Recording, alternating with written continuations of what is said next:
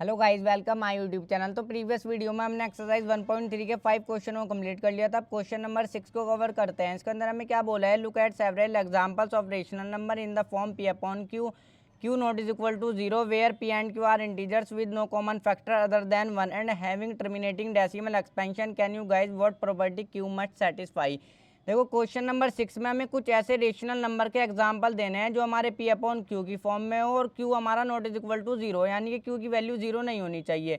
Where जहाँ पर p और q हमारे इंटीजर्स हो और 1 उनका कॉमन फैक्टर हो, यानी कि 1 के अलावा कोई और कॉमन फैक्टर ना हो।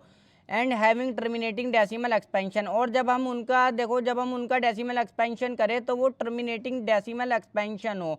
आगे हमें क्या बोला है, can you guys what property Q must satisfy. क्या तुम गाइज कर सकते हो क्यू जो है किस प्रॉपर्टी को सेटिस्फाई करेगा, यानी कि क्यू की जो है क्या प्रॉपर्टी होगी। अब देखो ये हमें जो है सबसे पहले यहाँ पर जो कंडीशन दी हुई है उसके अकॉर्डिंग हमें एग्जांपल देना है। अब क्यू जो है किस प्रॉपर्टी को सेटिस्फाई करेगा ये मुझे पता है, तो मैं यहाँ पर आराम से एग्जाम्पल भी दे सकता हूँ।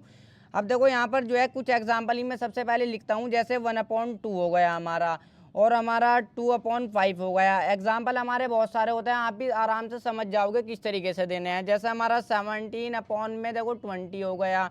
एक और ले लेता हूँ 329 अपॉन में 400 हो गया। और हमारा जो है देखो लास्ट एग्जाम्पल ले लेता हूँ, जैसे 7/10 हो गया। ये मैंने एग्जाम्पल ले लिए। अब देखो रेशनल नंबर है p अपॉन क्यू की फॉर्म में सारे, और जो है हमारा q एक में भी 0 नहीं है नीचे, यानी डिनोमिनेटर वाली वैल्यू एक में भी 0 नहीं है, और इनका कॉमन फैक्टर भी 1 ही है। अब एक चीज़ को समझो, जैसे यहाँ पर एक नंबर हो गया 18/24। अब इसको हम नहीं ले सकते क्योंकि ये 2 9 ज़ा 18 और 2 1 ज़ा 2 2 2 ज़ा 4 दोनों ऊपर नीचे 2 से कट गए।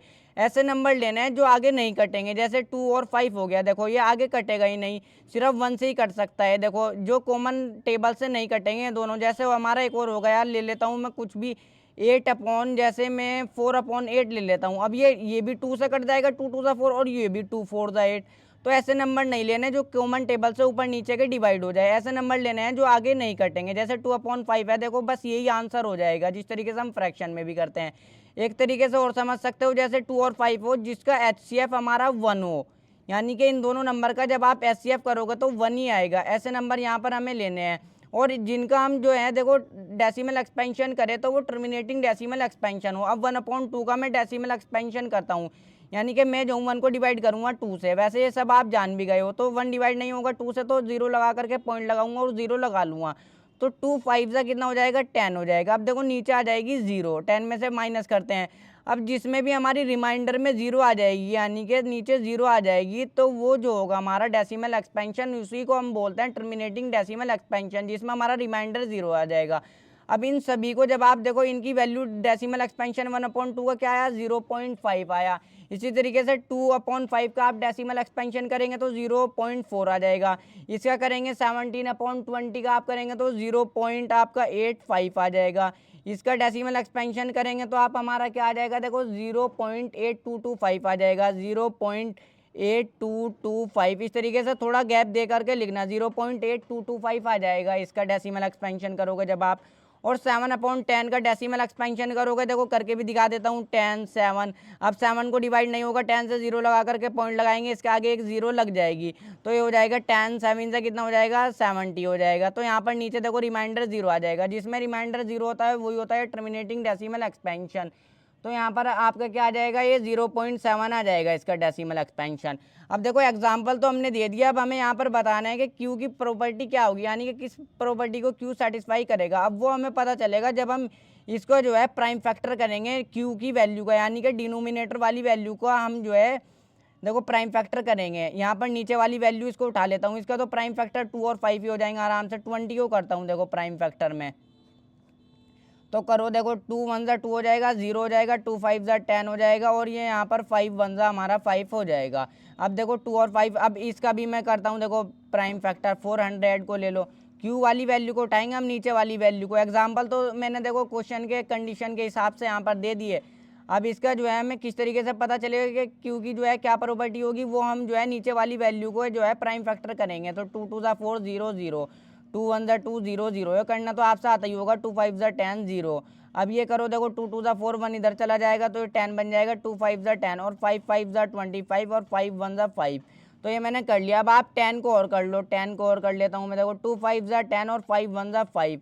अब देखो जिस भी नंबर के क्यू के जो हमारा देखो ऐसा रेशनल नंबर होगा पी अपॉन क्यू की फॉर्म में होगा, और उसका जब हम डेसिमल एक्सपेंशन करेंगे तो वो टर्मिनेटिंग डेसिमल एक्सपेंशन होगा। तो जो भी जिसका भी टर्मिनेटिंग डेसिमल एक्सपेंशन होगा उसमें आप नीचे क्यू की वैल्यू को लोगे, और उसके जब आप प्राइम फैक्टर करोगे तो उसके प्राइम फैक्टर 2 और 5 की फॉर्म में हो गए, यानी कि उनके प्राइम फैक्टर में 2 और 5 आएगा। 2 और 5 के अलावा कोई और नंबर नहीं आएगा। यहाँ पर ये चीज़ समझाने की है। तो सबसे पहले तो आप नीचे यहीं पर लिखेंगे इस तरीके से, नीचे यहाँ पर ये लिख दोगे, here the denominator is either 2 और पावर ऑफ 2 और 5 और पावर ऑफ 5 और बोथ। यहाँ पर आप जो है इस तरीके से लिख दोगे। अब यहाँ पर एक और एग्जाम्पल, अब आप अपने हिसाब से भी आराम से एग्जाम्पल ले लोगे। देखो जैसे एक और एग्जाम्पल दे देता हूँ, 7/100 ले लो। अब जब आप यहाँ पर इस क्यू के जो है प्राइम फैक्टर करोगे तो वो 2 और 5 की फॉर्म में ही होगे, यानी कि उसके अंदर 2 और 5 ही आएगा। इसके प्राइम फैक्टर क्या आए, देखो इसके प्राइम फैक्टर 2 इंटू 2 आए, यानी 2 2 बार है तो 2 की पावर 2 लिख सकता हूँ, इंटू में 5। इसके प्राइम फैक्टर यू आए। 2 और 5 जितने भी क्यू की वैल्यू को लोगे 2 और 5 की फॉर्म में ही होंगे। यहाँ पर देखो इसको भी 100 के प्राइम फैक्टर करोगे तो 2 और 5 की फॉर्म में ही आएंगे। ये भी हमारा जो है एक क्वेश्चन के हिसाब का एग्जाम्पल है। देखो 7/100 ये हमारा इसका HCF करोगे ना 7 और 100 का तो 1 ही आएगा हमारा। यहाँ पर भी ये भी कोई इस एग्जाम्पल को भी आप दे सकते हो। इसी तरीके से बहुत सारे एग्जाम्पल होते हैं। अब जिस भी रेशनल नंबर का देखो हमारा decimal expansion terminating decimal expansion होगा, और जब आप उसकी नीचे वाली वैल्यू यानी कि क्यू डिनोमिनेटर वाली वैल्यू को आप जो है प्राइम फैक्टर करोगे तो वो जो प्राइम फैक्टर आएंगे 2 और 5 की फॉर्म में ही आएंगे। क्यू जो है यहाँ पर इस कंडीशन को सेटिस्फाई करता है। तो यहाँ पर ये लाइन लिख दोगे आप, here the denominator is either 2 और पावर ऑफ 2 और 5 और पावर ऑफ 5 और बोथ। देखो मैंने आपको समझा भी दिया।